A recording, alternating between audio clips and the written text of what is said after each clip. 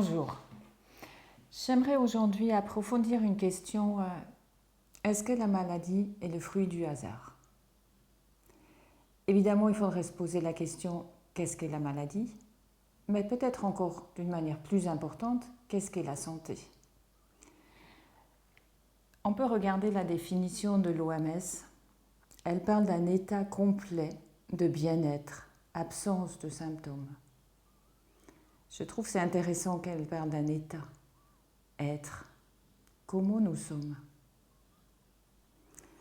Pour moi, la problématique profonde de la médecine actuellement est le fait qu'elle base toutes ses études et toutes ses connaissances sur l'étude de la mort.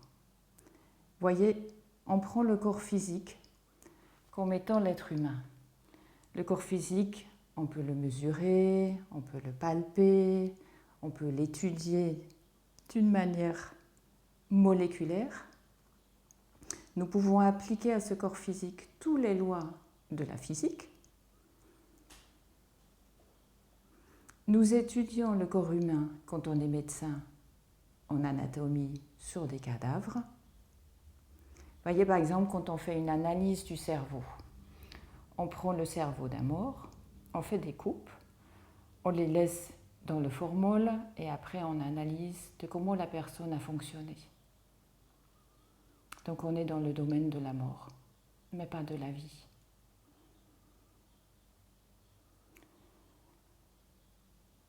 Certes, maintenant il a des idées assez novatrices de faire des études dynamiques du fonctionnement, mais en fait tout ceci est toujours basé sur les molécules physiques.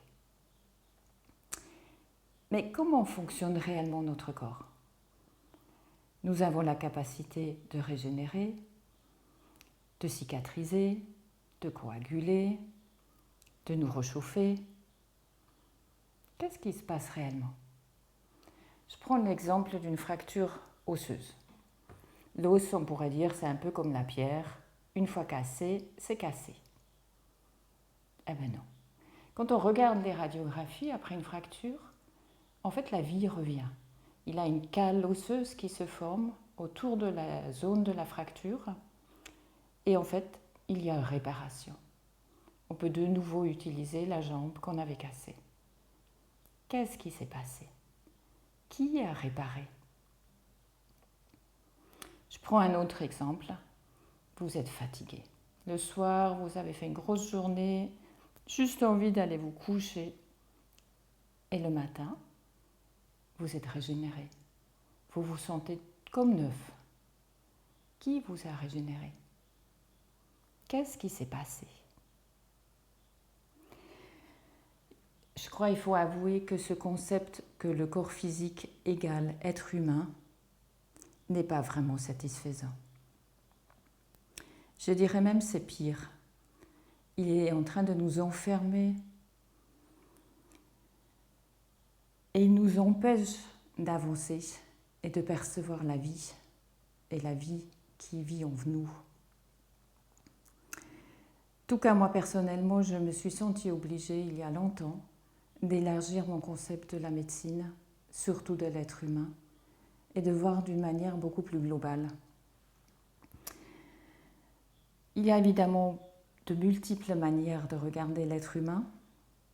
Il y a un courant médical qui était déjà présent dans les anciennes cultures, comme la Chine, comme l'Inde, qui a perduré en Europe jusqu'aux alchimistes et qui après a été un peu plus maltraité. Dans ce courant, on regarde l'être humain dans sa globalité, dans son environnement, comme une partie de l'univers. Je trouve que c'est très important de reprendre la vision de l'homme, parce que ça nous permet de voir la maladie autrement, la mort autrement, et comment nous vivons, et peut-être nous poser des bonnes questions sur notre vie. J'aimerais vous amener sur ce chemin d'élargir notre vue, notre vision et notre compréhension de notre fonctionnement. On pourrait dire que ce corps physique dont j'ai parlé tout à l'heure, il est en lien avec l'élément de la terre.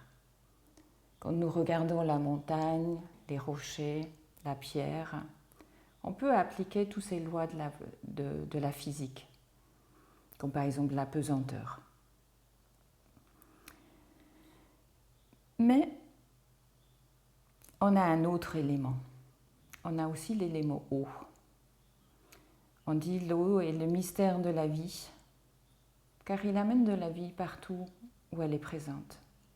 La vie, la vitalité, la régénération. Nous la partageons avec le monde végétal.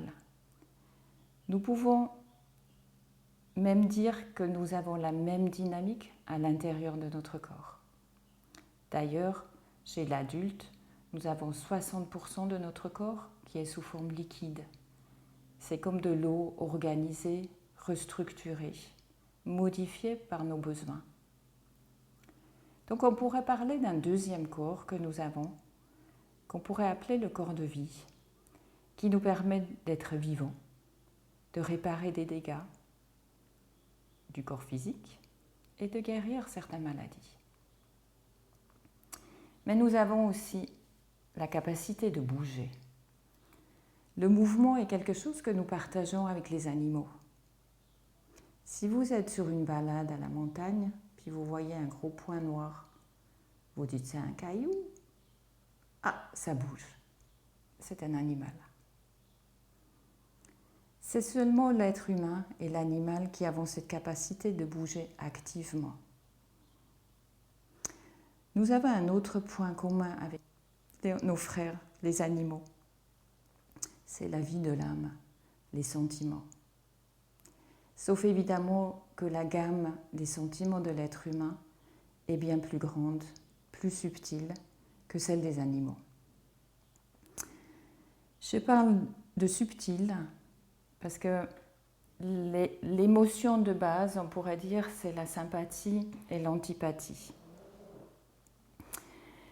Mais en principe, l'être humain, il est capable des sentiments beaucoup plus nobles.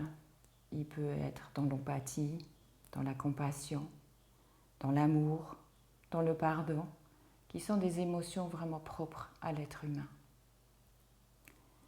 On pourrait faire le lien entre ce monde des sentiments, ce monde des émotions, ces capacités de bouger, cette vie de l'âme et l'élément de l'air. Il est intéressant que la plupart des mouvements d'air, qu'on peut aussi appeler les vents ou les thermiques, ils portent un nom. C'est un peu comme des personnages de la nature qu'on a toujours connus. Et en plus, ces vents, ils déclenchent toujours des réactions émotionnelles. Soit les gens, ils les aiment ou ils les aiment pas. Vous voyez, par exemple, chez nous, on a le vent du nord, qu'on appelle la bise. Ah ben là, les gens, ils détestent la bise. Ils ne vont pas aller dehors parce qu'il a la bise. Les émotions. Et comme les émotions ont tendance à bouger, comme les vents, ils sont un peu instables. Et puis, ils peuvent être un peu violents. Mais ça ne s'arrête pas là. L'être humain, il est tellement complexe. Il a encore un autre élément qui nous permet de parler, de dire « moi ». Moi, je. On l'apprend qu'à 3 ans. Cette partie-là de l'être humain qui dit moi, il est doté d'une mémoire. La mémoire est quelque chose d'extraordinaire. Elle nous permet de nous souvenir ce qu'on a fait la veille. Et puis elle nous permet aussi de nous projeter dans l'avenir. Qu'est-ce que je vais faire demain ? Cette capacité de mémoriser est un outil totalement indispensable à la vie pour apprendre de nos expériences, mais aussi pour acquérir des nouvelles capacités, pour évoluer. Nous gardons cette mémoire depuis notre naissance jusqu'à la mort, peut-être au-delà. J'ai déjà assez longuement parlé de ce moi dans ma vidéo sur l'immunité. Je vous avais expliqué que ce moi laisse une empreinte individuelle dans tous nos corps, dans le monde de nos émotions, dans notre système immunitaire et dans chacune des molécules qui agit à l'intérieur de notre corps. Rien ne peut exister dans notre corps que ce moi n'a pas autorisé. On peut prendre l'exemple des dents. Les dents, chacun a ses dents. On peut même identifier une personne à travers les dents. Donc vous voyez, chaque chose de notre corps a été remodelée par le moi, en fonction de ce que moi, j'ai décidé de vivre. On pourrait mettre le moi en lien avec un autre corps que je vais nommer le corps de chaleur. C'est une chose étrange, cette chaleur. C'est mon corps qui la produit. Elle diffuse vers la périphérie. Mais où est-ce qu'elle s'arrête? Qu'est-ce qu'elle devient à l'extérieur de moi? En quoi elle se transforme? Cette chaleur, elle est indispensable à la vie de mon corps physique. On le connaît bien, hein, le problème de la température corporelle. Toutes les réactions enzymatiques, toute la vie à l'intérieur de mon corps, elle n'est possible parce qu'il y a une certaine chaleur. Un problème qu'on connaît bien dans les questions de survie, le problème de l'hypothermie. Quelqu'un qui n'a plus assez de chaleur, il va mourir. La mort est associée au froid, la chaleur à la vie. Mais aussi trop de chaleur. On peut voir les hyperthermies au cours d'une fièvre ou après un effort physique très intense. Ceci a un effet très bénéfique, mais évidemment, toute chose bénéfique peut aussi devenir négative et une hyperthermie peut amener à ce qu'on appelle une dissolution totale de l'organisme et induire la mort. Je ne veux pas dire que chaque fièvre est mortelle, mais potentiellement elle est. Nous pouvons aussi percevoir ce corps de chaleur dans nos sentiments. On parle d'une personne chaleureuse. On dit « ça m'a réchauffé le cœur ». On peut sentir cette chaleur et cette présence du moi individuel. Alors si je résume, on pourrait dire que nous avons plusieurs corps. On pourrait les appeler les corps constitutifs. Et ces corps constitutifs s'interpénètrent en permanence d'une manière harmonieuse quand nous sommes en bonne santé. Donc, ces 4 corps, ils interréagissent en permanence. Ce corps physique, ce corps de vie en lien avec l'eau, notre monde des émotions et le moi, le grand patron qui règne un peu sur le tout. Ça veut dire que nous sommes exactement façonnés comme notre environnement. Donc, c'est quoi la maladie? La santé.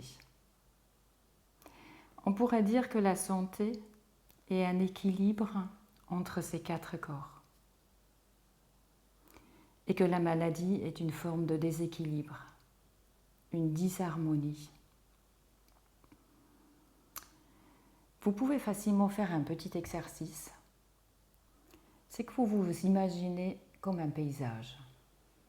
Vous mettez l'élémentaire, l'eau, vous regardez s'il a du vent, comment l'air bouge et la chaleur. Et vous vous regardez de cette manière-là. Vous allez découvrir des choses très intéressantes. Peut-être vous allez voir que ce n'est pas autant équilibré que vous pensez. Et vous pouvez réfléchir qu'est-ce qui manque et comment vous pourriez réaménager votre propre paysage intérieur. Moi, il me semble que tous les déséquilibres, tous ces disbalances que nous pouvons vivre, ils viennent du monde des émotions, de nos sentiments. Je vais vous montrer ça à travers quelques exemples concrets. Vous voyez, comme les chagrins d'une solitude trop intense, la menace d'un territoire suite à une séparation, un mobbing au travail. C'est des choses que nous vivons tous les jours. Nous avons toujours des émotions, et heureusement que nous les avons. Mais la question, c'est qu'est-ce que nous en faisons? Si nous parvenons à les exprimer, à les digérer, à digérer notre vécu, à transformer cette énergie émotionnelle, à ce moment-là, ça devient quelque chose de très positif pour nous-mêmes, pour les autres aussi. Le problème, c'est que nous ne pouvons pas le faire. Voyez, je reprends cet exemple de la personne mobbée. Si elle arrive à décider que c'est elle qui va choisir son travail, de comment elle va travailler, qu'elle veut changer son cahier de charges et peut-être même changer de travail, à ce moment-là, elle va grandir de cette expérience. Par contre, si elle subit ce mobbing pendant des semaines, voire des années, l'autre jour, j'ai vu un monsieur, il m'a dit « ça fait 25 ans que je suis mobbé ». Ben, il est au bord du cancer généralisé. Ben, ce déséquilibre qui vient de ces émotions que nous n'avons pas pu exprimer, qui font comme une distorsion à l'intérieur de nous, ceci va commencer à surconsommer notre vitalité. Ce corps de vie, il va s'affaiblir. Il est peut-être déjà fragilisé par d'autres choses. Vous mangez mal, vous dormez mal, vous ne vous reposez pas assez, vous utilisez trop de produits chimiques pour prendre soin de votre corps. C'est possible. Ce corps de vie, il peut aussi s'affaiblir par une activité intellectuelle trop intense, une fatigue physique excessive. Donc, je reviens à mon émotion qui va impacter sur ce corps de vie. Et nous avons ce qu'on peut appeler une surconsommation de notre vitalité. Et petit à petit, les choses vont commencer à dysfonctionner. Vous allez être fatigué le matin. Vous ne digérez pas très bien. Et puis quand vous faites un effort, vous avez du mal à récupérer. Je sais pas, il a toujours du sang dans les jambes, elles sont lourdes. Les hémorroïdes, enfin tout un tas de trucs qui peuvent apparaître. Si cette situation dure sans que vous la corrigez, à un moment donné, la maladie va apparaître. Elle va être longtemps sous une forme qu'on appelle réversible, c'est-à-dire c'est la fonction du corps qui est modifiée, ou une maladie aiguë. Et puis, si vous corrigez toujours pas le dysfonctionnement, la chose va devenir chronique et les dégâts vont être irréversibles jusque dans votre corps physique. Je trouve cette question de l'origine de la maladie, elle est cruciale. Parce que nous pouvons choisir comment nous guérir. Nous pouvons prendre les choses en charge nous-mêmes, décider, changer. Donc, qu'est-ce que je vais faire si je tombe malade? J'ai mal à la tête, je prends un antidouleur. Ça s'appelle supprimer le symptôme. Notre médecine actuelle, elle est championne dans supprimer les symptômes. Elle le fait à merveille. On a tout un tas de médicaments, les antidouleurs, les anti-inflammatoires, les anticholestérol, la cortisone. Ça marche très bien. Très très bien. Mais qu'est-ce qu'on fait quand on supprime le symptôme? Où est-ce que va le dysfonctionnement? Plus en profondeur? Ou alors l'autre possibilité, ce serait d'écouter le symptôme. C'est-à-dire mon corps, il me dit quelque chose et je vais me mettre en route pour prendre soin de lui. Donc la première chose à faire, c'est de prendre soin de lui, du corps physique. Du corps de vie, je vous ai dit à quel point il est précieux. C'est lui qui nous régénère, qui nous redonne la vitalité. vous allez déjà savoir un peu ce que je vais vous dire. Je ne peux pas me renouveler entièrement. Faites attention à votre sommeil, à vos heures de repos, à vos activités. Est-ce que vous avez suffisamment d'activité physique? Peut-être qu'il faut revoir votre alimentation en qualité, en quantité, comment vous mangez, etc., etc. Je vous rends juste attentif que cette guérison, cette régénération, elle va très rapidement chez l'enfant. Par contre, chez l'adulte, plus qu'on est âgé, plus ça prend du temps. Donc il faut devenir patient avec soi-même. Quelquefois, ça prend des mois, quelquefois des années. Comme je vous ai expliqué que pour moi, le dysfonctionnement vient du monde des émotions, il va falloir que vous faites aussi une sorte d'introspection authentique avec vous-même. Parce que quelque chose qui s'est passé que je n'ai pas pu exprimer. Il faut absolument que le moi puisse remettre de la conscience de ce qui s'est passé dans ce monde des émotions. Il faut qu'il refasse de l'ordre. Il faut que les expériences que nous avons vécues deviennent des forces positives pour que je puisse les utiliser pour mon avenir. Vous voyez, on voit souvent, enfin moi je vois assez souvent, des personnes qui ont vécu des traumatismes ou de la maltraitance dans leur enfance. Donc ils ont un sentiment très fort d'être victimes. Ça c'est vrai. C'est important qu'ils puissent le dire. Mais si pendant des années et des années, ils continuent à vivre dans ce scénario, à un moment donné, ils vont être malades. Physiquement, psychiquement. Moi, il me paraît essentiel qu'à un moment donné, nous décidons de prendre notre responsabilité et de réaliser que nous avons fait des choix. Nous ne sommes pas par hasard dans un corps. Nous ne sommes pas par hasard dans une famille. Nous ne sommes pas par hasard dans un pays donné. Ce sont des choix. Je sais que c'est un passage un peu râpeux. C'est un peu douloureux de dire « j'ai choisi de vivre ça ». Mais c'est indispensable pour grandir.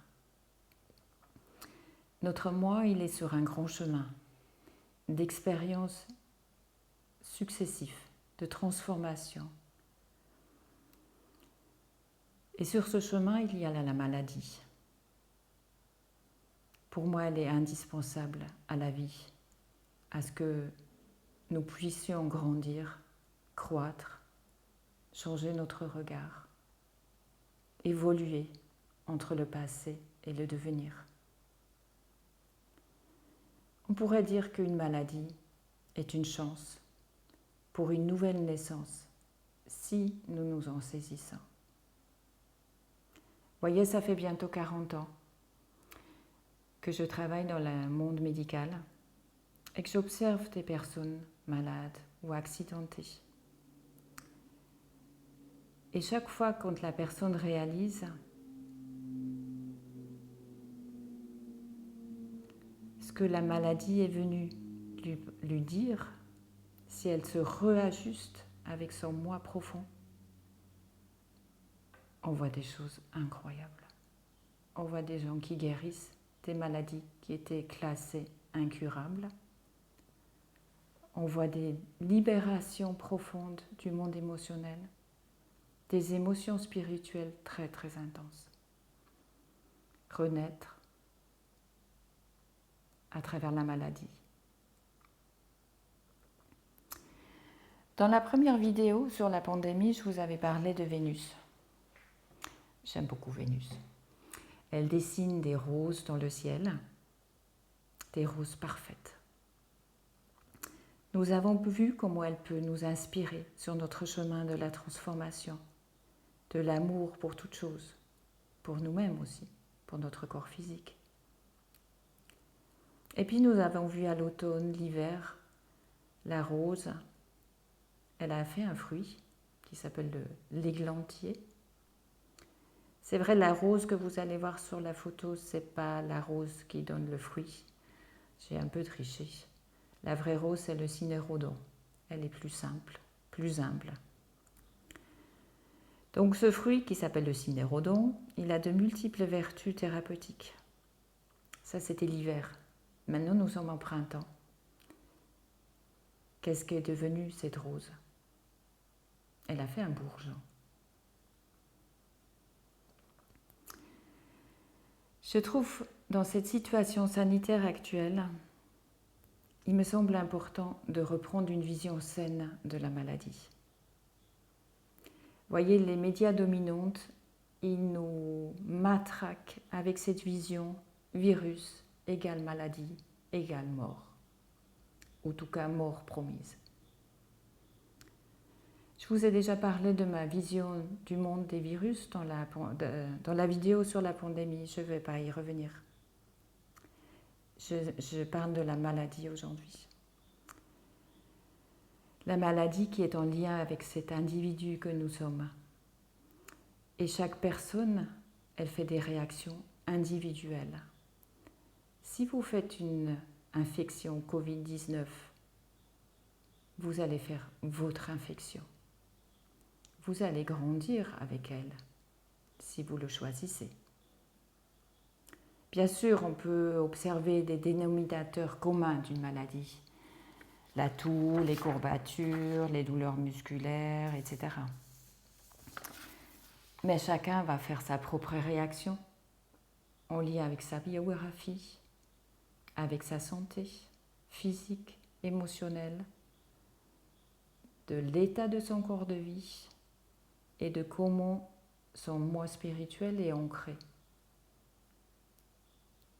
Et alors la mort.